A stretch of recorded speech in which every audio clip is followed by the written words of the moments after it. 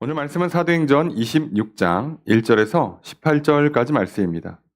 저는 오늘 어찌하여 못 믿을 것으로 여기나이까 라는 제목으로 말씀을 전하려고 합니다. 우리가 주일낮 예배 시간을 통하여서 사도행전 말씀을 살펴보고 있습니다. 그리고 지난 시간 사도행전 25장 13절에서 17절까지 말씀을 살펴보았습니다. 베스도가 총독으로 부임한 것을 축하해주기 위해서 그 지역을 다스리는 지역의 이제 행정 책임자인 아그리빠 왕이 축하하러 옵니다. 그리고 베스도가 아그리빠 왕에게 하소연을 합니다. 전 총독이었던 벨릭스가 하나 처리 안 하고 간 게 있는데 이게 참 골치 아픕니다. 근데 이게 하필이면 그 사람이 로마 황제에게 항소를 했는데 내가 볼 땐 죄가 없어. 그래서 서류를 작성을 못 하겠습니다. 그러니까 당신이 유대의 이런 그 종교나 문화에 좀 잘 아니까 좀 도와줬으면 좋겠습니다. 라고 얘기를 하려는 차에 오히려 아그리빠 왕이 나도 이 사람의 말을 듣고자 한다. 듣고 싶다. 라고 얘기합니다. 근데 놀라운 거는 이 이야기들을 통해서 우리는 기억할 수 있어요. 듣고자 했고 그들이 그래서 다음날 자리를 열어서 들어요. 그런데 우리가 본 것처럼 벨릭스 총독이나 지금 새로 부임한 베스도 총독이나 이 아그리빠 왕이나 다들 소위 세상에서 한 가닥 하는 사람들, 한 자리 하는 사람들입니다. 아쉬울 거 없는 사람들이고요. 똑똑하기로 치면 말할 거 없는 사람들이에요. 그런데 이들이요. 늘 마음속에 갈급함이 있죠. 진리가 뭘까?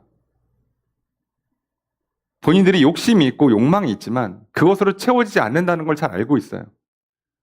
그래서 그들에게 어떻게 보면 바울을 만나는 건 엄청난 기회입니다. 바울이 지금 2년 넘게 갇혀 있어요. 아무것도 못해요. 바울한테 2년 정도 시간을 주면요. 소아시아족 돌면서요. 교회를 몇십 개를 세우고 몇백 명, 몇천 명을 전도할 수 있는 사람입니다. 그런데 그 사람이 지금 감옥에 갇혀 있어요. 그리고 총독 한 명을 독대하는 겁니다. 한 사람 한 사람을 만나고 있어요. 그 대단한 사람이 지금 1대1로 만나주고 있는데 그들이 듣지를 않습니다. 듣고자 했고 다음날 들었지만 다음날 들으러 올 때 이들이 어떻게 해요? 왕복을 입고 차려입고 와요. 그건 듣는 자세가 아닙니다. 그렇게 들으면 들리지가 않아요.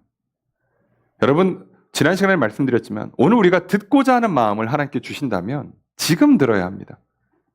어떤 마음을 주시면 지금 결단하셔야 됩니다. 조금 이따 하자. 내일 하자. 마음이 사라집니다.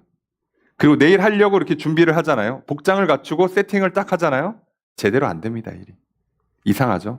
그냥 오늘 마음이 들고 그 하나님께서 내 마음에 틈을 여셔서 빛을 비추셔서 어두운 내 마음에 강팍한 내 마음에 빛을 주시고 그 안에 따스하게 사랑을 부어주실 때 그때 결단하시면 돼요.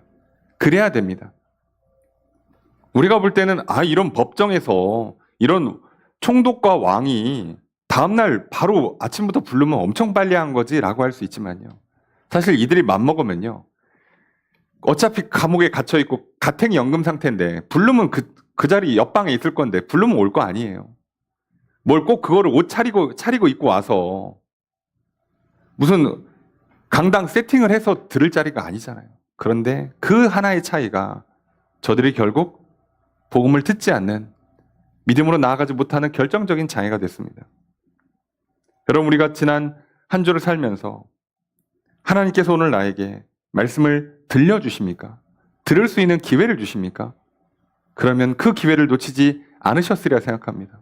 그리고 오늘 또 예배의 기회를 예배의 자리를 놓치지 않고 이 자리에 오신 저와 여러분들에게 하나님께서 주시는 그 기쁜 마음을 기쁘게 받으시고 믿음으로 나아가시는 이 시간 되기를 주님 축복합니다. 오늘 그렇다면 과연 이 자리에서 또 바울은 뭐라고 이야기를 할까? 우리 이제 궁금해지죠. 이제 아그리빠 왕을 만나는 건 재판이 아닙니다. 약간 그 청문회 같은 공청회 같은 자리예요. 그냥 약간 법적 효력이 없는 자문위원들이랑 얘기하는 겁니다. 바울 입장에서도 편해요. 그리고 고소고발한 게 아니기 때문에 아그리빠 왕이랑 그 부인이랑 그 아그리빠 왕과 같이 따라온 유대 뭐 고위 관료들 정도만 있는 거고, 지금 여기서 판결이 잘못 나오면 뭐 사형이다, 여기서 뭐다, 아니에요. 이미 항소를 했기 때문에 바울은 로마에 가서 황제 앞에서 재판을 받을 겁니다.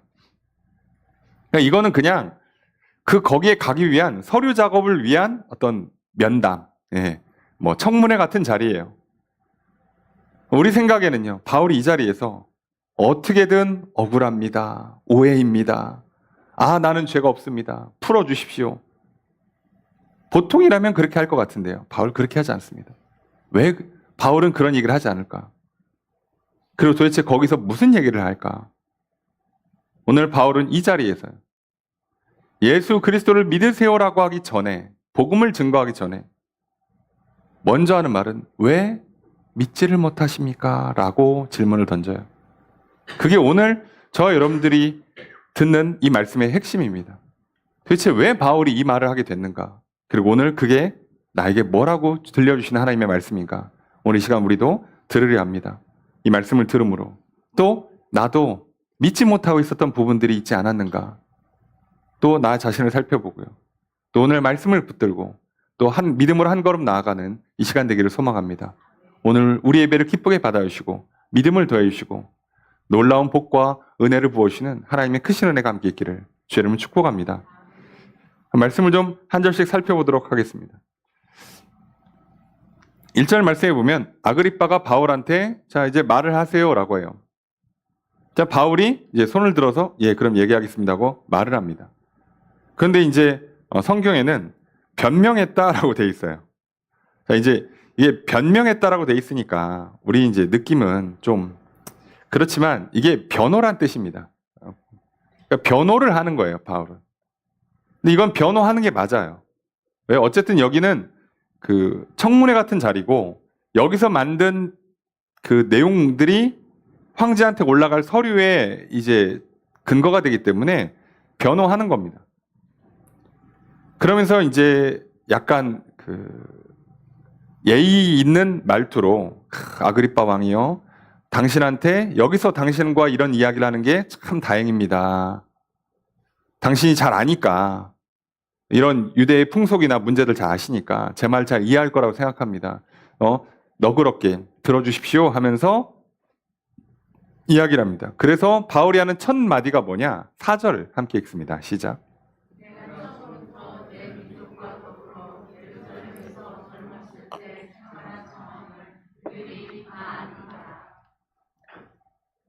바울은 지금 고소고발건이 뭐고 거기에 저들의 주장은 뭐고 나는 그게 아니다라고 변호하는 식의 일종의 변호를 하는 게 아니고요. 갑자기 자기 옛날 얘기를 시작합니다. 어린 시절 이야기 시작해요. 자, 갑자기 나 어렸을 때예요. 자, 그러면 이거 뭐예요? 우리가 보통 말하는 간증이 되는 겁니다. 바울은 지금 변호를 하는 게 아니고요. 갑자기 간증을 합니다. 왜요? 여기서 문제가 시작됐다는 걸 알기 때문이죠. 바울은 모든 문제가 어디서 근거하고 있는지를 정확히 알고 있어요. 세상 사람들은요, 문제에 시선을 고정하고요, 문제에 마음을 뺏깁니다. 그래서 그 문제 하나 풀기 위해서 막 달려가요. 오해입니다. 이거 어떻게 풀지? 이 문제를 어떻게 풀지? 이 사업권을 어떻게 하지? 이 다음 진로를, 이 다음 발걸음을, 이 관계를 어떻게 해야 되지? 여기에 이제 집중을 한단 말이죠. 바울은요, 이 모든 문제의 근본이 어디서 시작되냐? 믿음의 문제라는 걸 알아요. 무엇을 믿고 무엇을 믿지 않았기 때문인지를 정확히 알기 때문에, 그래서 이 믿음의 기원을 다루는 겁니다. 내가 왜 이렇게 됐는지, 나는 뭘 믿고 있는 거고 저들은 뭘 믿고 있는 거고, 그래서 우리 사이에 무슨 문제가 생겼는지를 설명하는 거예요. 법리적으로 따지면요, 바울도 알아요, 자기 무죄라는 걸. 법적으로 무죄입니다. 왜요? 민사상, 형사상 문제를 야기한 게 없어요. 그리고 이거는 로마 시민을 가둬서 때리거나 감옥에 가둘 수 있는 죄목이 아니에요. 당연히 이건 자기도 알아요. 이거는 죄가 아니다. 내가 악착같이 변호하면 풀려날 수 있다는 걸 알아요. 근데 바울은 이 모든 과정을 뭘로 이해합니까? 하나님께서 자신에게 로마로 가라고 하시는 그 여정이라는 걸 알아요. 여러분, 세상 사람들이요, 문제 당하고 억울하게 고소고발 당하고 막 힘들고 괴로운 일 겪을 때요, 그 문제에 쌓여가지고 내가 뭘 잘못했을까? 저 사람들 왜 이렇게 나를 뭐 오해할까? 나를 이렇게 미워할까? 아, 왜 이렇게 내 편은 하나도 없고 나 참 외롭다. 나 참 괴롭다. 힘들다. 억울하다. 답답하다. 그러면 사람 무너집니다. 근데 믿음의 눈을 한번 들어보세요. 아, 하나님께서 이걸 통해서 나를 지금 저쪽으로 보내려고 하시는구나. 다음 스텝이 있구나, 하나님의 계획이. 지금 내 눈엔 안 보이지만. 야, 이러려고 10년, 20년을 이렇게 고생을 시킨 거였구나. 이거구나. 그러면요, 문제에 집중하지 않습니다. 그래서 그리스도인들은요, 항상 시선을 하나님께 두는 거예요. 문제 자체는 별거 아니거든요. 게다가 우리는 뭐까지 생각해요? 여기는 100년이고 하늘에 가서 1000년, 만년이란 말이에요. 뭘 이걸 신경 쓰냐 이거죠. 근데 누가 갑자기 나의 헤어스타일을 지적해요. 오늘 머리가 그게 뭐냐. 그러면 누구 같으면 확 기분 나빠가지고 하루 종일 지는 머리가 그러면서 너나 잘하세요 그러고, 야, 내가 이거 얼마짜리 한 건데 막 별 난리가 납니다. 막 속이 막 뒤집어지죠. 하루 종일 기분이 나빠요. 그 한마디가. 누구는 아기가 없을 수도 있어요. 아, 오늘 머리 왜 이래? 아, 난 어제 머리가 더 이쁜 것 같은데. 이 사람 진짜 어제 머리가 더 이뻐서 그 얘기 했을 수도 있어요. 근데 나는 기분이 나쁠 수 있죠. 근데 하늘을 바라보는 사람들 입장에서는요, 머리가 이런들 머리가 저런들 무슨 상관이에요? 왜요? 상관이 없잖아요. 지나가는 일들이에요. 여러분, 우리가 목적지를 향해 나가는 동안에요, 비도 오고 눈도 오는 거예요. 그럼 어떡하라고? 그냥 지나가는 겁니다. 얘는 지나가는 일들이에요. 붙잡고 살지 않습니다. 그리스도인은 절대 그래서 과거를 붙잡지 않아요. 성경은 분명히 얘기합니다. 이전 것은 지나갔다고. 그리고 뭐라고요? 보라, 새 것이 되었다고. 우리는 자꾸 이전 것을 붙잡고 이전 것의 연장선에서 영향을 받아서 오늘의 내가 만들어진다고 자꾸 생각을 해요. 여러분, 안타깝지만요, 세상은 과거가 자꾸 영향을 준다고. 그래서 문제 생기면 어려서 사랑을 못 받아서 그래. 어려서 애가 못 먹어서 그래. 저 교육을 잘 못 받아서 그래. 여러분, 성경은 그런 얘기를 일치하지 않습니다. 만약 그게 맞다면요, 태어날 때 뭔가 좋지 않은 환경을 제공하면 하나님이 잘못하신 겁니다. 그런데요, 이전 것은 지나가는 일이기 때문에 하나님은요, 어떤 걸 허락해도 아무 상관이 없어요. 왜요? 오늘 새롭게 될 거니까요. 그러니까 믿는 사람들과 믿지 않는 사람들은 여기서 그냥 차이가 아예 나는 거예요. 바울은 애시당초 이 변호를 이길 생각이 없어요. 이길 마음도 없습니다. 이길 필요도 없어요. 왜요? 난 여기서 나가는 게 목적이 아니라 로마를 가는 게 목적이에요. 근데 믿음의 눈을 한번 들어보세요. 지금 바울 잡아 죽이겠다는 사람이 한둘이 아닌데 로마를 가장 안전하게 갈 수 있는 방법이 뭘까요? 로마 군대랑 같이 가는 겁니다. 절대 로마 시민 못 죽여요. 그건 반역이 되거든요. 그러면 바울 한 사람 죽이겠다고 로마 군대를 공격하는 순간 그 그룹, 그 민족은 그냥 사라지는 겁니다. 지도에서. 아무도 그렇게 못해요. 바울이 예루살렘에서 아무리 열심히 전도하고 구제 활동을 했어도요, 잘못하면 죽습니다. 진짜 마저 죽을 뻔했죠, 처음에. 그런데도 하나님 어떻게 하는 겁니까? 가장 안전한 방법으로 로마에 보냅니다. 바울은 그걸 아는 거예요. 아, 그 외롭고 괴로운 길, 맞아서 죽을 뻔할 정도로 아프고 힘든 과정, 그 잠깐을 견뎌내면 하나님의 뜻이 확실하게 이루어지겠구나. 아, 이거구나. 그래서 바울은요, 지금 아그리빠 왕이 와서 오라고 하든 가라고 하든 자기 할 말만 하는 겁니다. 그래서 갑자기 청문회 자리에서 나 어린 시절에부터 시작하는 거예요. 왜요? 내가 뭘 믿었길래 어떤 일이 일어났는가를 설명해야 되니까요. 자기 얘기를 시작합니다.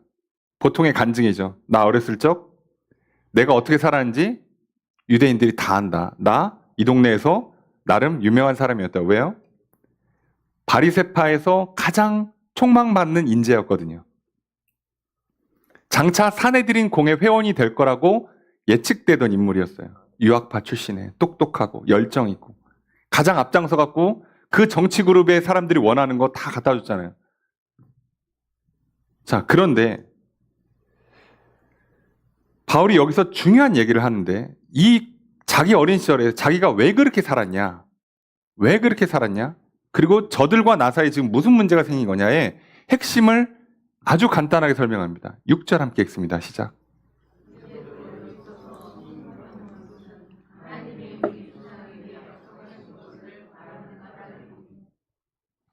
자기가 이 자리에 왜 서 있냐라고 하면 하나님이 우리 조상에게 약속하신 것을 바라기 때문이다. 약속을 기다리기 때문이다래요.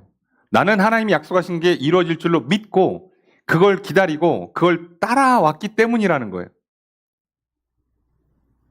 그게 문제였다는 거, 그게. 그럼 그 약속이 뭐예요?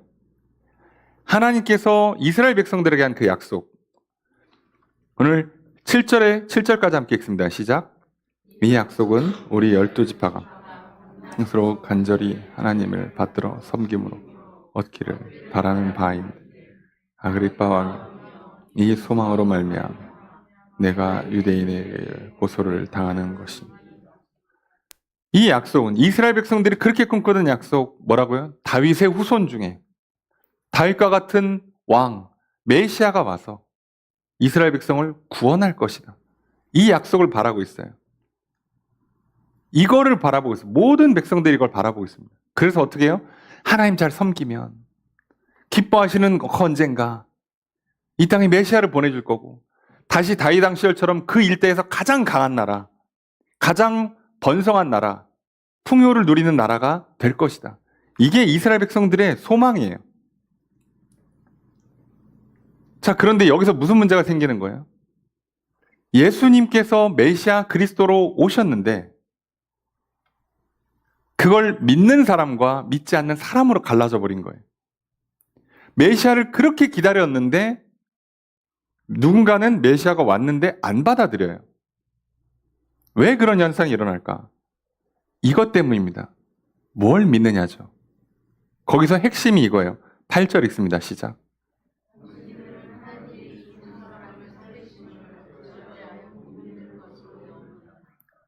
여기서 8절을 잘 읽으셔야 되는 게요. 당신들은이라고 돼 있어요.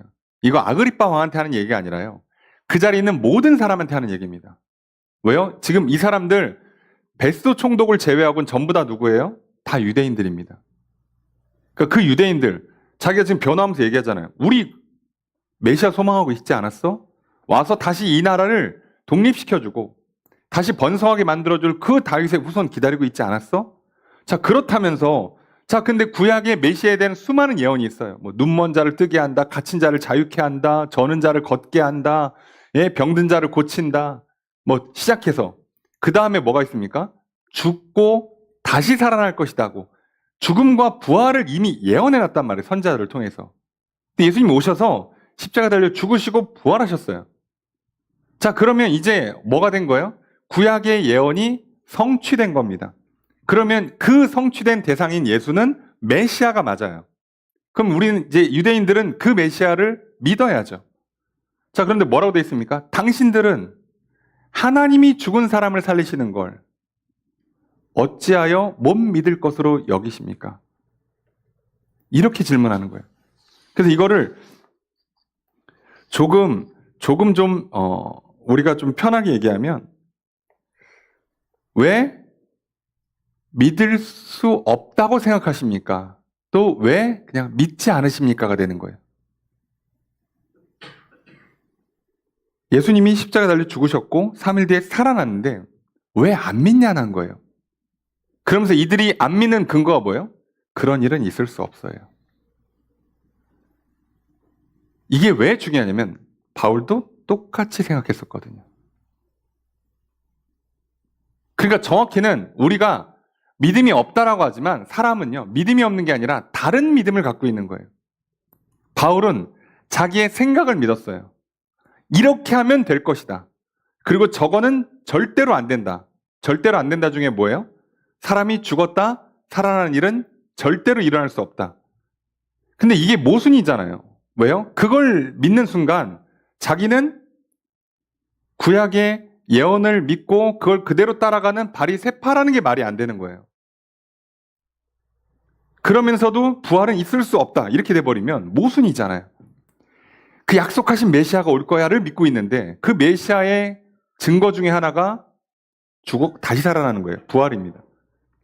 그런데 정작 부활은 있을 수 없어요. 아예 사두개파는 부활은 없어라고 아예 대놓고 못 박은 거고요. 그럼 이들은요. 믿음이 적었다? 부활, 예수를 못 믿는다가 아니라요. 정확히는 부활이 없다라는 자기의 생각을 믿는 겁니다. 이걸 믿는 거예요. 여러분, 우리가 왜 하나님이 나를 새롭게 하신다는 걸 못 믿냐면 나는 이런 사람이야 라고 믿는 거예요, 지금. 우리는 뭔가를 믿고 있습니다. 그래서 다른 걸 안 믿는 거예요. 그래서 예수님께서 우리한테 뭐라고 말씀하세요? 나를 따르려거든 자기를 부인하고 자기 십자가를 지라고 돼 있잖아요. 그게 무슨 얘기예요? 너가 믿고 있던 걸 다 버리고 너 죽었다 생각하라고. 너도 죽었다 다시 살아나는 얘기예요. 아, 내가 알고 있던 나는 이제 없어. 어제까지의 나는 오늘의 내가 아니야. 오늘 하나님이 나한테 뭐라고 말씀하시는지, 오늘 하나님이 나와 뭐라고 함께 하시는지 이것만 보겠다는 거예요. 그래야 예수를 따라갈 수 있습니다. 여러분, 어제가 영향을 주면요. 생각해보세요. 내가 한 30년, 저를 기준으로 한 45년 살았다 치고 45년 산 거랑 오늘 예수님 만나는 거랑 어떤 게 더 힘과 영향력이 크겠습니까? 45년짜리가 훨씬 커요. 그럼 당연히 예수님도 나 못 바꿔. 예수님 제 성질 아시잖아요. 이러면 못 바꿔요. 어떻게 바꿀 건데? 성격 알면서 왜 그러세요? 아, 저 그런 거 싫어해요. 그래서 그런 장면들이 성경에 굉장히 많이 나와요. 본인들이 갖고 있던 잘못된 신념을 오셔서 깨트리시는 장면들.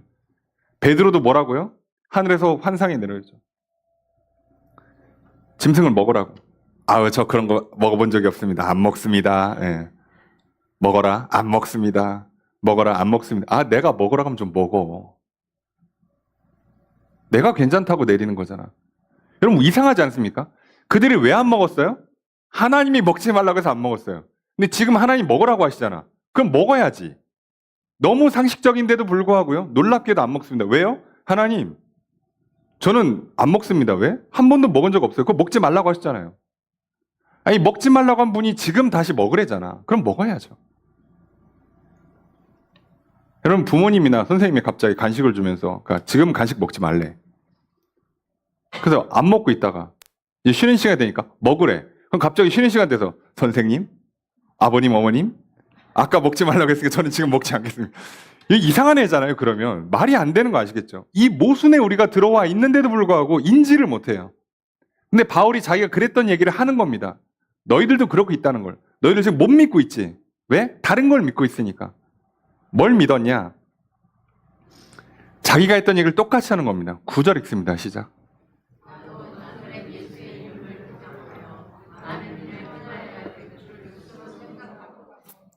본인도 뭐라고 생각했던 거예요? 성전에서 예배를 잘 드리면 하나님께서 메시아를 보내줄 거라고 기대하고 있는데 갑자기 메시아라는 사람이 와가지고 성전을 부시겠대. 이 성전 아니래. 그러니까 이제 이 사람들이 메시아 말을 들어야 되는데 성전을 지키면 하나님 메시아를 보내준다. 이 나라가 복받는다. 이렇게 생각을 하니까 정작 하나님이 말씀이 육신이 돼서 이 땅에 오셨는데 거절해버리는 기현상이 일어나요. 아까 말씀드렸잖아요. 하나님이 먹지 말라고 하면 안 먹고 그 다음에 하나님 먹으라고 했더니 그때는 또 안 먹는데. 왜요? 먹지 말라고 했으니까. 이걸 말을 잘 듣는다고 해야 되나 안 듣는다고 해야 되나 헷갈리는 지점이 오죠. 이걸 믿는다고 할까요? 믿지 않는다고 해야 될까요? 이상하죠? 여러분, 근데 바울도 그랬다는 거예요. 자기도 그래서 예수의 이름을 대적해서 많은 걸 행해야. 그래서 막 이것도 하고 저것도 하고 막 성경 공부도 하고 막 봉사도 하고 전도도 하고 예배도 드리고 금식도 하고 바리새파 일주일에 하루씩 금식합니다. 금식하고 막 이걸 다 해야 된다고 스스로 생각했어요. 자, 정확히는 이게 뭐라고요? 그게 바울이 기존에 갖고 있던 믿음이죠. 이 생각이 믿음이에요. 그 믿음을 갖고 살았기 때문에요. 예수가 그리스도라는 그 말이 들리질 않는 거예요. 이게 안 들리니까요. 그 믿음에 확실한 믿음을 갖고 게다가 막 실력 있고 열정까지 있으니까 앞장서서 어떻게 하는 거예요? 이제 성도들 옥에 가두고요. 스테반 같은 거 죽일 때는 뭐 앞에서 찬성표 던지고요. 잡으러 어디까지 갑니까? 내가 그래서 다메섹 있는 외국 성까지 가요. 그래서 12절에 보니까 다메섹까지 갔다. 이 얘기를 하는 거죠. 그런데 놀라운 일이 생겨요. 13절 함께 읽습니다. 시작.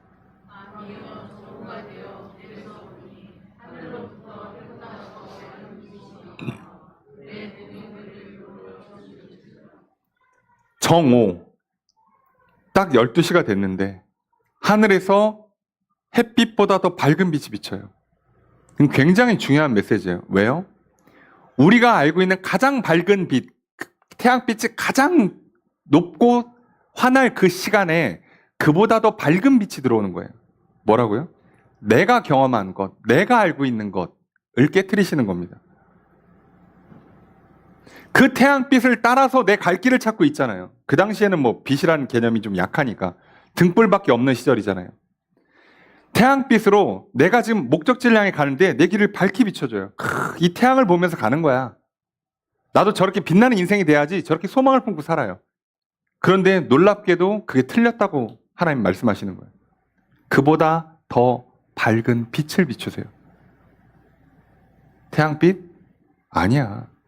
태양빛 비춰지는 그 인생을 살면 너네 진리에 도달할 수가 없어. 영생에 도달할 수가 없다니까. 여러분 성적표를 밝히 보시고, 예? 통장을 밝히 보시고, 예? 국제 정세를 밝히 보시고 여러분 앞길 한번 찾아보세요. 뭐를 할 수 있을까요? 여러분 못 찾습니다. 여러분. 주중에 한참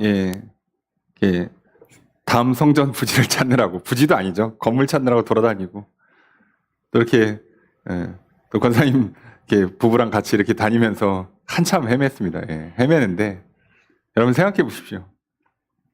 저희 교회의 그 재산과 현재의 그 자금 상태와 또 이 지역의 어떤 부동산 시세와 이렇게 따지면요 아무 데도 못 갑니다. 그걸 보면 못 갑니다. 뭘 예측할 수 있을까요? 어디를 가야 맞을까요? 그걸 알 수 있을까요? 막 전문가들, 부동산 전문가, 이런 교회 이런 관련된 전문가들, 알 방법이 없어요. 여러분, 우리 인생은요, 태양빛 비춰서 사는 인생이 아니에요. 하나님이 빛을 비춰주셔야 됩니다. 우리가 밝은 빛을 비추면요, 답이 정해져 버려요. 성적표 나오면 학교가 정해져요. 합격, 불합격이 그냥 정해지는 거예요. 통장 보면 살 수 있냐 없냐가 정해지고요. 내 재산 범위가 그냥 정해져 버리는 거예요. 여기서 뭐가 가능성이 높아요? 여러분 밝은 태양빛 앞에서 15살짜리 다윗을 한번 보세요. 2년 뒤에 기름 부음 받고 왕이 될 거라 생각하십니까? 그게 보입니까?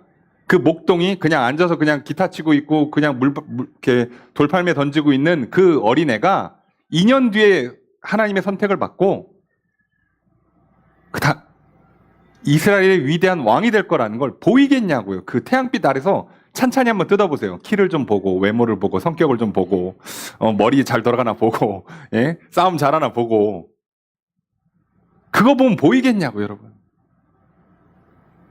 여러분 그러니까 태양빛에 거울을 비춰서 자신을 보시고 나는 이런 사람이라고 하지 않기를 부탁드립니다. 그거 틀려요 여러분. 바울도 그랬지만 저도 그랬어요. 저도 옛날에 그런 사람이라고 생각하고 살았을 거 아닙니까? 특히나 사춘기 지나면 자기 이제 정체성이 생기잖아요. 나 이런 사람인 것 같아. 놀랍게도 그리스도인들은요. 거듭나야 됩니다. 그마저도 다시 한번 깨야 돼요. 다 틀려요. 다 틀려.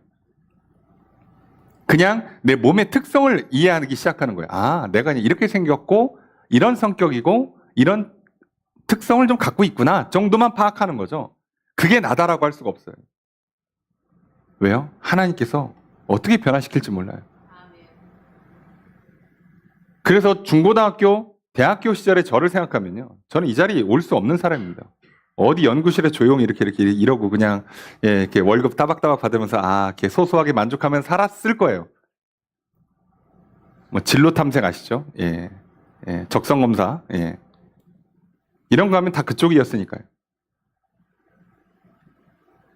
제가 저를 몰라요. 내가 이런 사람일 거라고 저도 몰라요. 가끔은 그러고 있으면서도 내가 스스로 당황스러울 때가 있습니다. 이건 누군가? 내 안에 새로운 자아가 튀어나온 건가? 왜 저러고 있지? 내가 당황할 정도로 그런 모습이 나와요. 가끔은 내가 당황스러워요. 와, 이걸 내가 감사하게 받아들인다고? 와, 여기서 내가 그냥 저 사람을 참아줄 수 있고 기다려줄 수 있다고? 그런 사랑이 있다고 내 안에? 이게 어떻게 가능한 거지?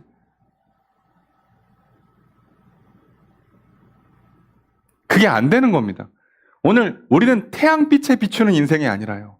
하나님이 빛을 비춰주셔야 되는 인생이에요. 바울은 그걸 경험했기 때문에 알아요. 아니구나. 그게 아니구나. 그러면서 하나님께서 바울의 인생을 아주 정확하게 평가를 내리세요. 그게 14절입니다. 함께 읽습니다. 시작.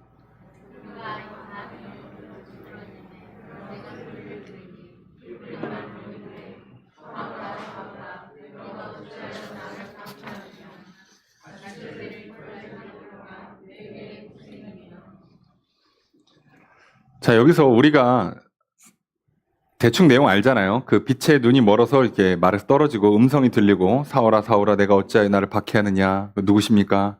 난 네가 박해하는 예수라. 하시면서 뭐 이제 집가라는 거리에 가면 누가 와서 안수해 줄 거다. 기다리고 있어라. 자, 그 얘기하는데 오늘 여기서는 앞에 사도행전에서 없었던 내용 한 줄이 추가가 돼 있어요. 그게 가시채를 뒷발질하기가 내게 고생이니라예요. 자, 이 한마디가 사실은 굉장히 중요한 말이 되죠. 여러분, 가시채를 뒷발질하는 게 내게 고생이다. 이게 무슨 뜻인지 아십니까? 가시채가 그 막대기 끝에 가시가 있다는 뜻이에요. 보통은 이제 막대기로 합니다. 채찍으로도 하긴 하는데 보통은 막대기로 해요. 자, 그럼 이걸 어떻게 하는 거냐면 소나 양들이 특히 이제 소인데 주로 소가 가라앉은 대로 안 가면 그 보통 이제 시골에서 보시면 이렇게 막대기로 하는데 말을 너무 안 되는 소들은 거기다 약간 이렇게 끝에 가시를 좀 달아서 이렇게 쳐요. 그럼 이제 어떻게 합니까? 주로 뭐 엉덩이 쪽 때리든가 다리 쪽을 때릴 거 아니에요. 그럼 이걸 맞으면 아플 거 아닙니까? 근데 아프니까 얘가 어떻게 해요? 그걸 발로 차. 근데 지금 뭘 차고 있어요? 끝에 가시가 달린 막대기를 자기 발로 차면 자기 발만 또 찔려서 아프죠. 아프다고 차면 더 아파요. 근데 지금 바울이 그러고 있다는 거예요, 하나님께서. 너 지금 사서 고생하는구나. 너 뭐 여기 뭐 있다고 다메섹까지 와가지고 사람 잡으러 왔냐. 그거 아니라고 자꾸 하니까 더 날뛰는 거예요. 문제는 믿지 않은 사람들은요, 자기 신념을 고집하면 우리 인생이 이렇게 되기가 쉬워요. 그래서 그냥 가시도 친 막대기를 발로 차서 내 발만 아프는 인생. 스스로 고생을 자처했던 인생. 그게 바울의 실체였어요. 자기는 똑바로 살고 있다고 생각했는데 이렇게 살면 이 나라가 잘 될 거라고, 복 받을 거라고, 나는 이 나라의 리더가 될 거고 하나님께서 메시아를 보내줄 거고 다 좋을 거라고 생각했는데요. 정작 뭐 하고 있었어요? 나는 스스로 고생하는 인생 자처했고요. 하나님을 대적하고 예수님을 박해하고 있었고요. 내 주변 사람 나 때문에 다 힘들어요. 결국 잡아 죽이는 거 내 동족이었단 말이에요. 이게 뭐 한 거야 지금 생각해보면. 나는 이렇게 살면 나 이런 사람이고 이렇게 살면 다 잘하고 있는 거고 모두가 행복해질 거라고 했는데 나중에 뒤돌아보면요. 나는 스스로 내 인생 갉아먹었고요. 나 때문에 내 가족들 고생 많이 했고요. 상처 많이 받았고요. 나 때문에 내가 속해 있는 공동체나 이 나라 이민족이 전혀 도움이 되지 않아요. 오히려 망가뜨리고 있었어요. 그걸 몰라요. 지금도 내가 잘하고 있다고 그래서 그냥 밖에 나가서 막 그렇게 앞장서서 이렇게 선동하시고 뭐 이렇게 방송이나 이런 데 나와서 뭐 열심히 하시는 분들 참 많죠. 진짜로 도움되시는 분들도 있어요. 정말 좋은 리더들이 있죠. 앞을 내다보고 그걸 위해서 앞장서서 때로는 욕도 먹고 고생도 해가면서 나라나 어떤 민족이나 공동체의 발전을 위해서 헌신하시는 분들이 있어요. 근데 그런 사람들은 늘 소수고요. 대부분의 사람들은요. 자기가 이렇게 하면 잘 될 거라고 하지만 그 덕에 우리만 피곤하고 시끄럽고 정신없고 더 고생하고 난리가 납니다.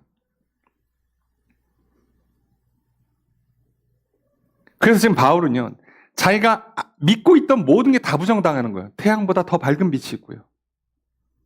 나는 메시아를 기다리고 민족을 잘 되기 위해서 하겠다고 했는데 오히려 망가뜨리고 있었고요. 그리고 난 하나님을 섬겼다고 생각했는데 지금 하나님을 대적했고 예수님을 박해하고 있었던 거예요. 전부 다 부정당합니다. 그리고 하나님께서 그런 바울에게 어떻게 하시는 거죠? 눈을 멀게 하세요. 이제 뭐 하라는 겁니까? 보지 말고 믿으라고 하십니다. 보는 걸로 살지 말고 믿음의 눈을 좀 열으라는 거예요. 그래서 3일간 눈을 멀게 하십니다. 그래서 바울이 이 말을 듣고 어떻게 해요? 누굽니까? 네가 박해하는 예수야. 라고 하시면서 앞으로 네가 뭘 어떻게 될지를 알려줘요. 너는 나의 종이 되고 증인이 돼야 돼. 라고 하시는 거예요. 너가 앞으로 지금 본 것과 앞으로 볼 것들을 내가 시키는 대로 하는 종이 되고 나의 증인이 되라. 그리고 17절 18절에 그래서 저 이방에 가서 저 믿지 않는 자들을 빛으로 인도하는, 하나님께로 인도하는 그런 복음의 증인, 또 진짜 구원을 이루는, 진짜 복을 가져다 주는 진짜 지도자가 되라, 진짜 리더가 되라고 말씀하세요. 바울이 드디어 아는 겁니다. 아, 내가 이런 사람이구나. 내가 이렇게 살아야 되는구나. 를 깨달았어요. 그래서 바울이 자기 얘기를 한 겁니다. 그러면서 그 자리에 있었던 그 아그리파 왕을 비롯한 유대의 고위 관료들을 향해서 당신들은 이라고 얘기하는 거예요. 당신들은 왜 죽은 자의 부활을 못 믿습니까? 구약의 율법을 그렇게 달달달 외우시면서 성전에 그렇게 열심히 가시고 절기를 한 번도 안 빠지시면서 정작 그 메시아를 향한 확실한 증거인 부활은 왜 안 믿습니까? 당신들 지금 모순입니다. 왜 하나님 믿는다고 하면서 왜 자꾸 거울만 봅니까? 왜 하나님 믿는다고 하면서 왜 자꾸 성적표만 보고 통장만 봅니까? 라고 지금 지적하는 거랑 똑같습니다. 오늘 우리 인생도 마찬가지 아니겠습니까? 여러분, 오늘 우리가 하나님을 믿는다고 심지어 주일날 오전에 이 자리까지 와서 예배 드리죠, 시간 드리죠, 물질을 드리죠.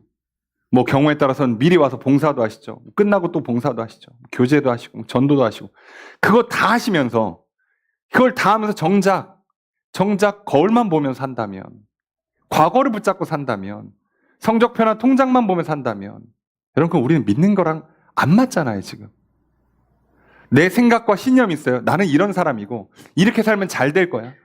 여러분, 그건 하나님 믿는 게 아니에요. 오늘 하나님께 내게 뭐라고 말씀하신지를 들을 때 그때 진짜 나를 발견하게 되는 거죠. 다윗이 하나님 부르니까 사무엘 선지자요, 왜 갑자기 저한테 기름을 붓습니까?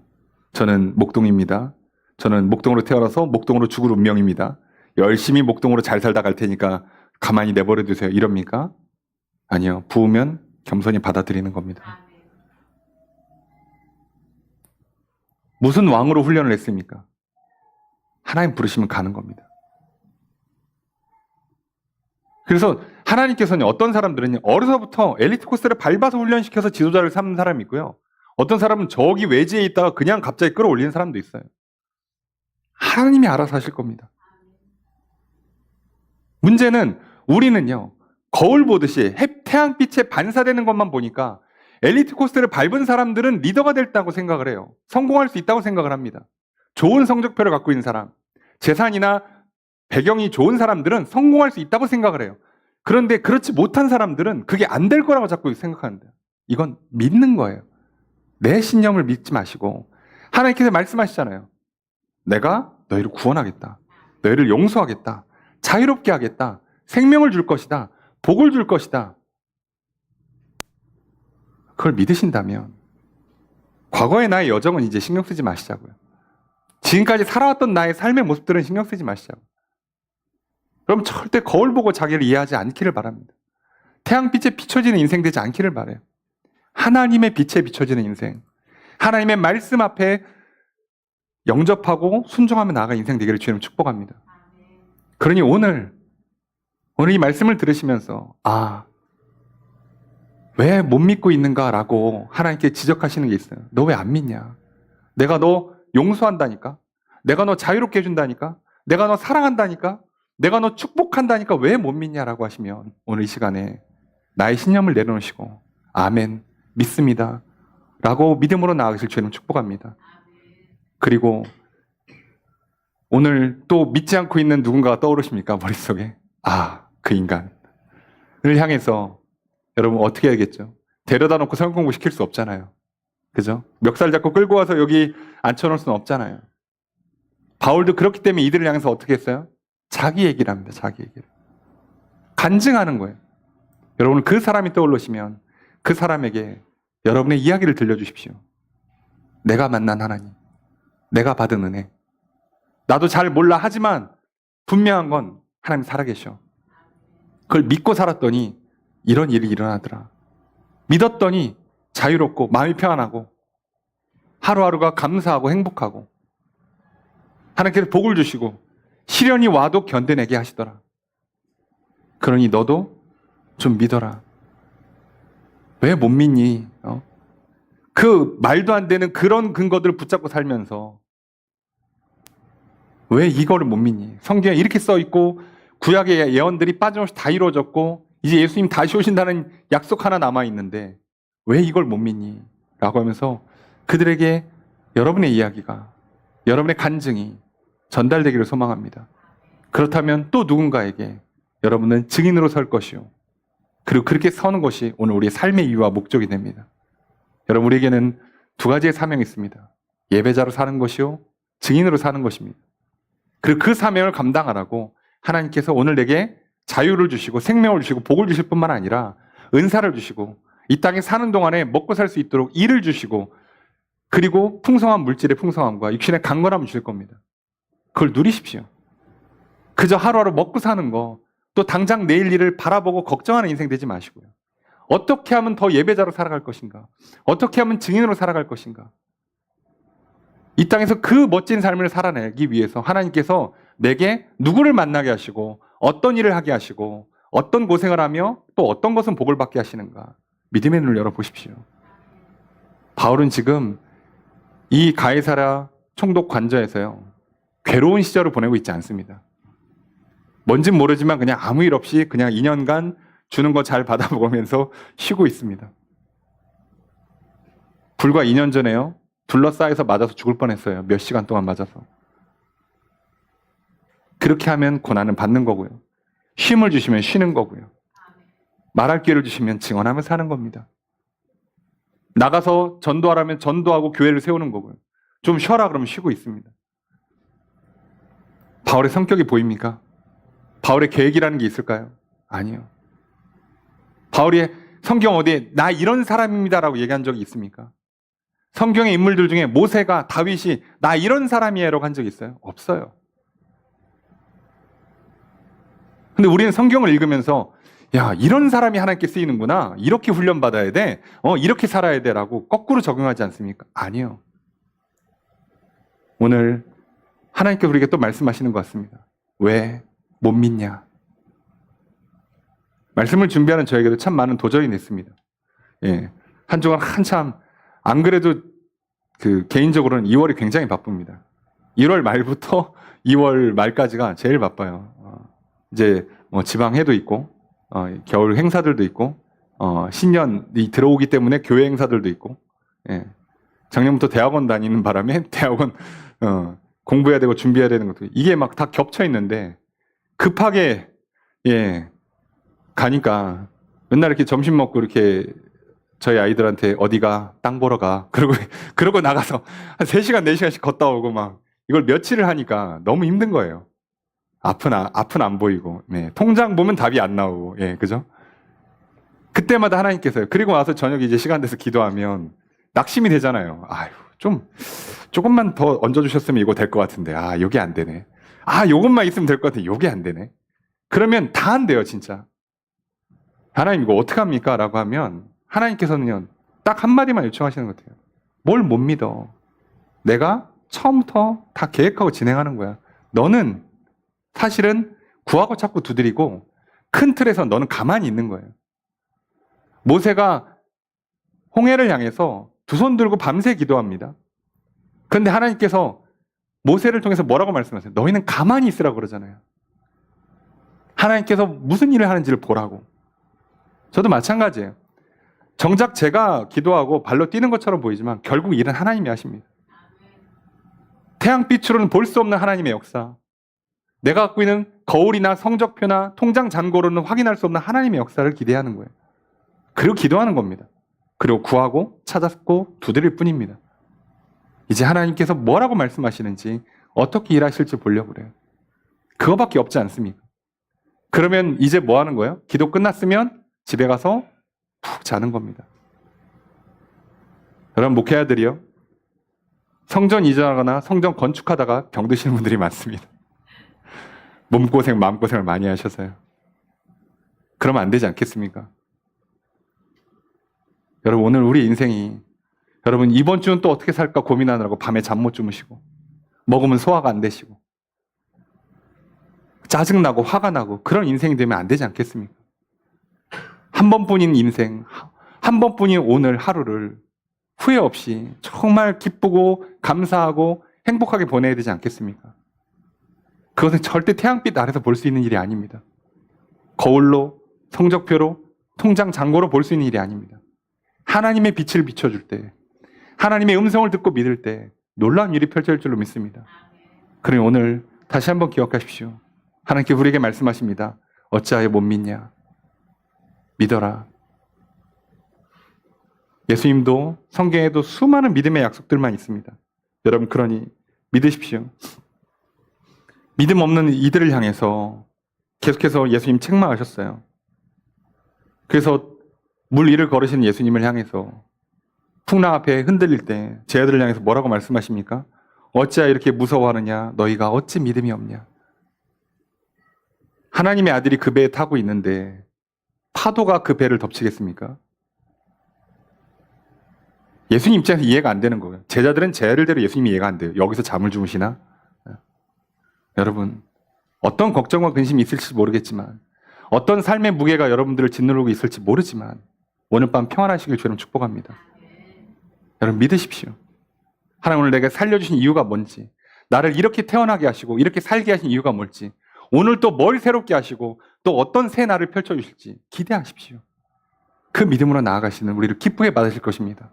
그럼 우리 인생은요, 성경에는 그 인물들 중에 누구와 같은, 그리고 오늘 나만 살아낼 수 있는 놀라운 인생이 될 줄로 믿습니다. 오늘 하나님 앞에 믿음이 없다라고 책망받는 인생이 아니라 너의 믿음을 보고 의롭다 여겨주시고 잘해서 칭찬하시고 많은 상과 복을 부어주는 한 주가 되기를 주님 축복합니다. 그러니 더욱 믿음으로 나아가시는 한 주, 또 믿지 않은 자들을 향해 믿음을 가지라고 여러분의 이야기, 간증을 하는 증인의 삶을 한 주 살아가시길 주님 축복합니다. 이렇게 믿음으로 또 한 주 살아 승리하시는 저 여러분 되시기를 주의 이름으로 축복합니다.